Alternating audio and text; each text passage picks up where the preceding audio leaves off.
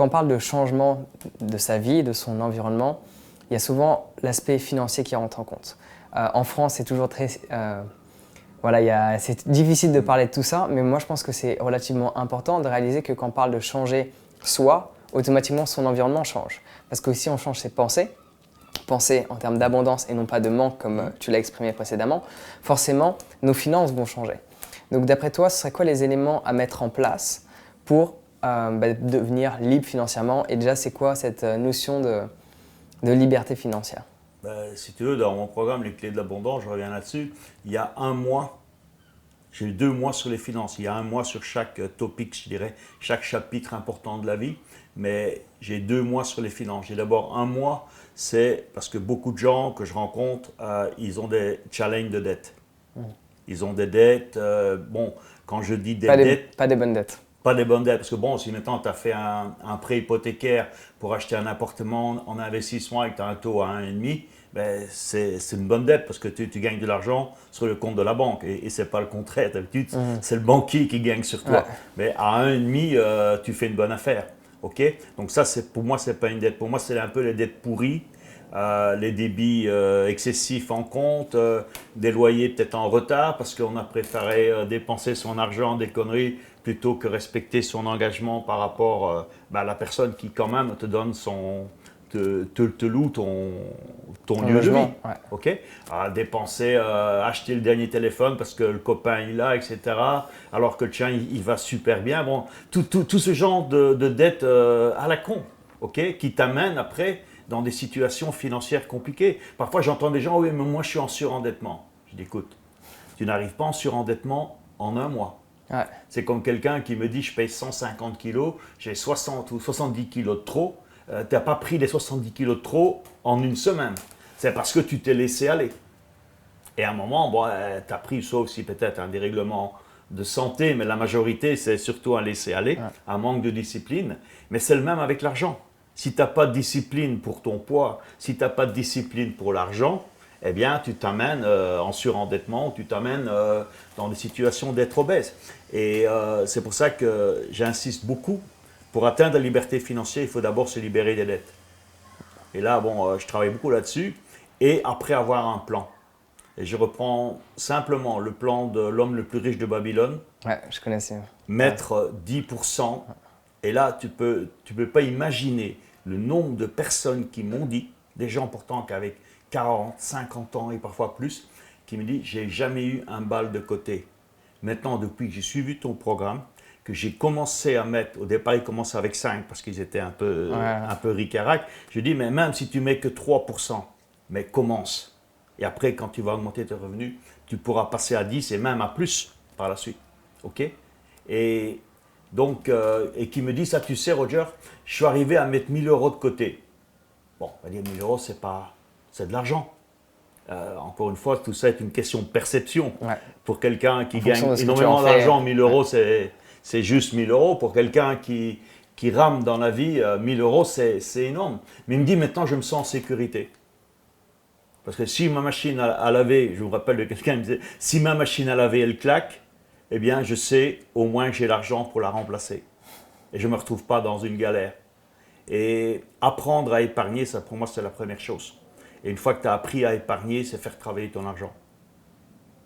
Ça, c'est un autre aspect que j'aime bien développer. Multiplier. Pour multiplier. Savoir investir. Et parce que ce n'est pas le tout de mettre l'argent à la banque, parce que là, c'est ton banquier qui va le faire pour toi et ce n'est pas toi qui auras le fruit, mais faire travailler l'argent pour toi. Ne pas travailler pour l'argent, mais c'est l'argent qui va travailler pour toi. Et c'est quoi les systèmes que tu mets en place par rapport à ça? Soit ça peut être la bourse, avec des méthodes très éprouvées de contrôle du risque management très, on ne va jamais dire vous allez faire 100%, 200, 300%.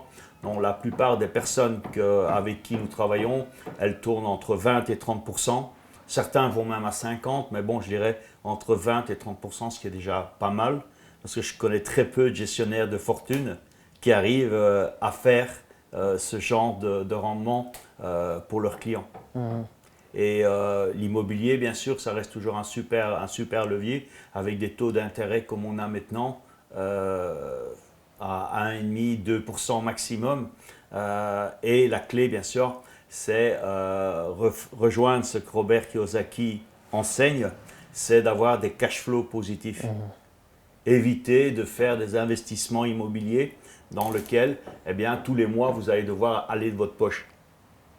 Je prends un exemple, si tu as un investissement immobilier qui te rapporte 10 000 euros, eh bien, il faut surtout que les frais de remboursement de crédit, de taxes, etc., ne soient pas au-delà des 10 000. L'idéal, c'est d'arriver vers 7 000 ou 8 000. Et ça se fait. Je connais de nombreux exemples qui le font et c'est pour ça qu'il ne faut pas sauter sur la première charrette. Il faut prendre le temps de bien analyser et surtout de voir après la balance entre ceux qui rentrent, c'est juste de la comptabilité, entre ceux qui rentrent et ce qui va sortir, et que ça soit en bénéfice. Et comme ça, mais avec ce bénéfice, tu peux très rapidement avoir un apport pour un autre investissement. Que dans le cas contraire, toi, tu es en train de, si tu dois tous les mois remettre de ta poche, tu te prives de ta capacité, tu réduis. Tu ne te prives peut-être pas, mais tu réduis ta capacité d'investissement. Ouais, parce que tu auras moins pour investir. C'est une simple logique. Et cette histoire de charrue, on peut la retrouver aussi dans L'homme le plus riche de Babylone. Il ne pas sauter directement sur la première occasion parce qu'on pense que c'est l'occasion du siècle. L'examiner, se renseigner auprès des personnes qui savent ce qu'elles font, qui ont les compétences déjà acquises, qui réussissent déjà dans le domaine et effectuer un partenariat ou apprendre d'elles plutôt que se lancer à soi-même parce qu'on pense, nous, que c'est une opportunité. Mais quand on n'est pas expérimenté dans un domaine, ce qu'on pense, au final, parfois on peut le prendre en compte, mais parfois pas. Parce qu'on a notre propre perception qui risque d'être différente d'un expert. L'expert, il va peut-être percevoir des choses que nous, on ne perçoit pas. D'où l'intérêt de rencontrer des personnes qui ont plus de connaissances dans un domaine d'activité bien spécifique. Et ne pas se limiter je voudrais rebondir sur 2 points, ce que tu dis, c'est hyper intéressant, sur 2 points.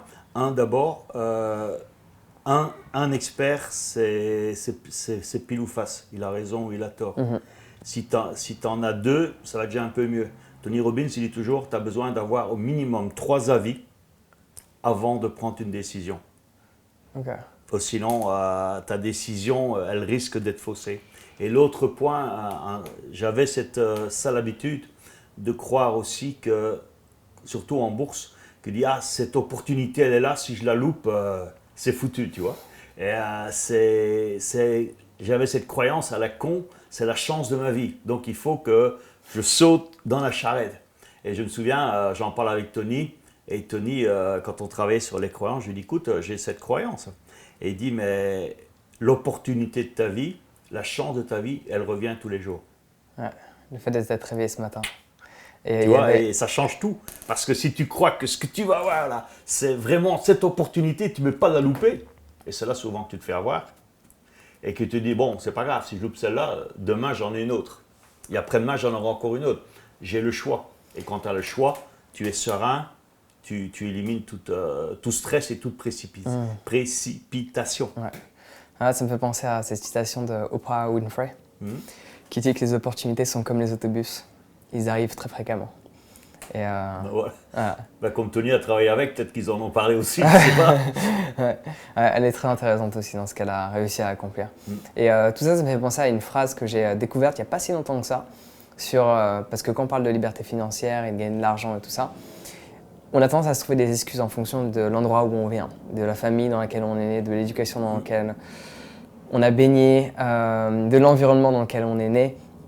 Et il y a cette phrase qui m'a bouleversé et j'en ai limite la chair de poule quand j'y pense, c'est si tu es né pauvre, cela n'est pas de ta faute.